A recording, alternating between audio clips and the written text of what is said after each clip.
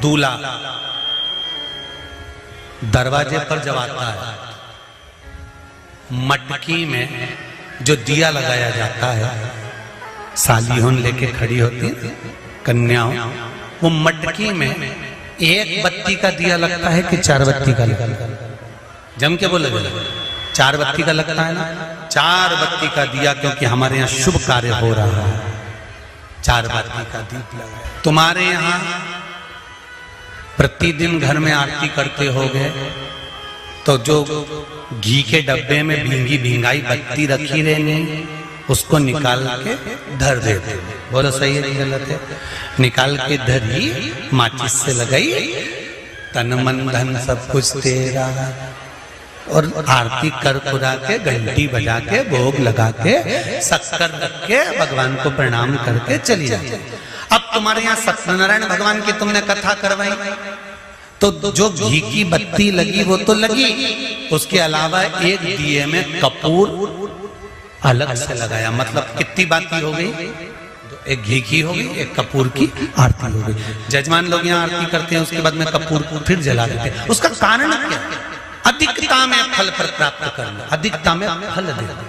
साल, 2 साल, 4 साल, 6 साल में आप भी प्रयास करा करो, पतली पतली बत्ती बनाकर 108 गिनकर घी में जब उसको पूरी बांध लो, घी में भिगो कर रख लो। कोई घर में विशेष कार्य हुआ, या कहीं तीर्थ गए, कहीं गंगा जी के घाट पर गए, सरयू, मंदाकिनी, नर्मदा, गोदावरी, छिपरा आदि आदि के घाट पर गए, तो उस बत्ती को प्रकट कर कर जलाकर रख दिया।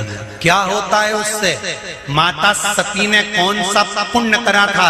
जो शंकर भगवान के कंधे पर शव पड़ा हुआ था और शंकर नाच रहे थे, वो सती का पुण्य था कि वो कभी एक सामग्री से शिव को प्रसन्न नहीं करती थी, बहुता में देकर शंकर को रिझाती थी। इसलिए शिव ने उसको अखंडता प्रदान की।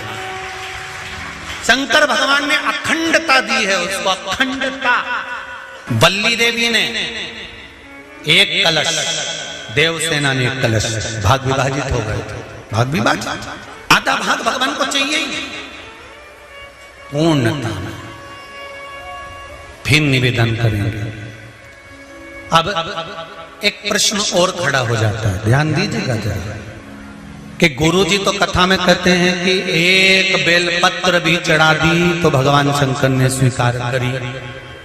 सियोर वाले गुरुजी कहते हैं एक चावल का दाना भी चढ़ाया तो भगवान शंकर ने स्वीकार करा। का क्या भाव है? इसका क्या भाव, का क्या महत्व? तो वो भी समझ लेना जरा अच्छे से, बहुत ध्यान से समझना जरा। बाती शंकर जी के मंदिर के बाहर लगाई है।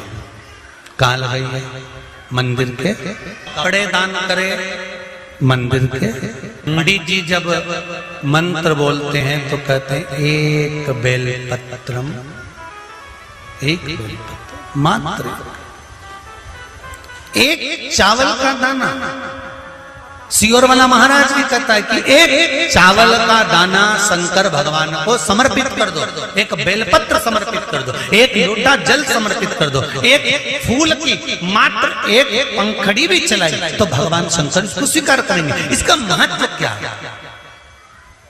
तो लिंग पुराण में लिखा है, जब शंकर भगवान पर, शिवलिंग पर कोई एक वस्तु भी समर्पित होती है तो वहां शंकर जी का नाम बदल जाता है और शिव जी का नाम लक्षेश्वर महादेव हो जाता है। कौन से महादेव हो जाते हैं? लक्षेश्वर। शंकर भगवान को जब एक चावल का दाना, एक वस्तु, एक सामग्री शिव को समर्पित करी जाती है, वहां शंकर लक्षेश्वर महादेव हो जाते हैं। लक्षेश्वर का मतलब क्या होता है कि एक बेलपत्र समर्पित करी तो शंकर भगवान ने उस बेलपत्र को 1,00,000 बार स्वीकार कर लिया। एक चावल के दाने को 1,00,000 बार स्वीकार कर लिया। शंकर भगवान लक्षेश्वर महादेव बन गए। लाखों की संख्या में शंकर भगवान के स्वरूप वहां पर प्रकट। आप में से कितने लोग हैं जो क्षिप्रा नहाए थे? आप में से कितने लोग हैं जो नर्मदा नहाए? आप में से कितने लोग हैं जो गंगा नहाए? आप में से कितने लोग हैं सरयू नहाए? कहीं ना कहीं किसी पवित्र नदी में आप लोगों ने स्नान जरूर करा होगा। बोलो करा कि नहीं करा? जितने लोग कथा सुन रहे हैं उनने भी करा होगा, जितने फेसबुक पर सुन रहे हैं उनने भी करा होगा। किसी ना किसी पवित्र नदी में आपने, हमने, सबने स्नान करा होगा। अब स्नान तो हम कर लिए, उस गंगा नदी में हम नहाए, तो गंगा नदी में हमने स्नान करा और स्नान कर कर बाहर निकले तो हमको 1.25 लाख बार स्नान का पुण्य मिल जाए। उसके लिए क्या करना पड़े? एक डुबकी लगाए हो महाराज और कह रहे हो कि 1.25 लाख डुबकी का फल चाहिए, तो क्या करोगे? 1.25 लाख डुबकी का फल पाने के लिए क्या करना पड़ेगा? केवल एक काम, जिस पवित्र नदी का स्नान कर रहे हो उस पवित्र नदी की बालू का, बालू मतलब रेत का, बालू का शिवलिंग का निर्माण करना, उसका पूजन करना, पूजन कर कर जो बत्ती जोड़कर 108 बत्ती बनाई है, पूजन कर कर एक दिए में वो बत्ती, उस जो बालू का शिवलिंग बनाया है, पार्थिव शिवलिंग का निर्माण करा है, जो तुमने किसी गंगा, सरयू, नर्मदा, क्षिप्रा, मंदाकिनी, नर्मदा आदि पवित्र नदियों के तट पर स्नान करते समय तुमने जो शिवलिंग बनाकर पूजन करा है, उसके सामने वो बाती को जला देना, उसी से आरती उतार लेना, वो बाती वहां लगाकर छोड़ देना और छोड़ने के बाद उस शिवलिंग का फिर विसर्जन कर देना। विसर्जन कर कर उसी जल को अपने ऊपर छींट लेना। 1.25 लाख डुबकी का फल एक ही क्षण में प्राप्त होता है। इसको लक्षेश्वर महादेव कहते हैं, इसको लक्षेश्वर महादेव महाराज। कितना फल है? एक चावल का दाना समर्पित करने का कितना फल है? एक बेलपत्र समर्पित करने का कितना फल है? एक पुष्प की एक पंखड़ी समर्पित करने का कितना फल? और समझ लो, ब्राह्मण को हम दक्षिणा देते हैं, भांजा भांजी को हम भेंट देते हैं, बहन बेटी को हम कुछ रुपए देते हैं। जिस लिफाफे में रुपए को रख कर दिया जाता है उसमें एक का सिक्का पहले से लगा होता। बोलो सही है कि गलत है? क्यों? समता में नहीं बढ़ाकर दिया गया, बहुत अधिक कर कर दिया गया। हमने अगर अधिक कर कर दिया है तो उसका फल भी हमको अधिकता में प्राप्त। अधिक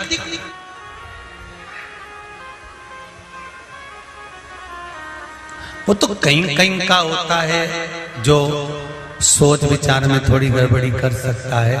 एक हमारे मित्र हैं, एक जगह जन्मदिन पर गए तो वहां उन्होंने जन्मदिन पर उन्होंने 5 रुपए लिफाफे में रखे। तो हमने कह दिया, क्यों रे हो प्रकाश, उसके यहाँ जन्मदिन पर जा रहा है और 5 रुपए रख रहा है? तो क्या हमने जन्मदिन मनाया था 8 साल पहले, तब उसने भी तो 5 रुपए रख के दिए थे। तो हमने कहा 8 साल पहले 5 रुपए की मात्रता थी, अब तो 5 का 10 हो गया, तो 10 तो दो। हमारे यहाँ पहला सा नियम था, बहन बेटी जितनी बार आती थी ना, जितनी बार आती थी, घर की बहुएं उसकी झोली में थोड़ा सा चावल, दाल, जो भी घर में होता था वो डालती थी। भले वो लेकर नहीं जाती थी, इतना सा दाना पल्लू में बांधा और लेकर चली गई, भले वो वहीं छोड़ गई, पर उसकी झोली कभी खाली कर नहीं भेजते। आप में भी जितने लोग बैठे ऐसा नियम पहले था। अब आज का जमाना तो बड़ा विचित्र हो गया कि बहन बेटी से आस लगाकर बैठते हैं। जैसे ही आई तो पहले सोचते हैं राखी पे कितने भतीजों के कपड़े लेके आई है, कितने भाई के कपड़े लेकर आई है। अब तो आस लगाकर बैठते हैं कि ये लाई होगी। और भाई और भाभी को बहन से आस नहीं लगाना चाहिए, भाई और भाभी को तो बहन लेकर आए, चाहे ना आए, फर्ज हमारा है कि हमारे दरवाजे से हमारी बहन बेटी खाली ना जाए, तो हमारा दरवाजा भी कभी खाली ना। कितना अंतर है, कितना। सनातन धर्म में जन्मदिन पर केक काटा जाता है क्या? अरे बोलो जमके नहीं। सनातन धर्म में जन्मदिन पर केक नहीं काटा जाता।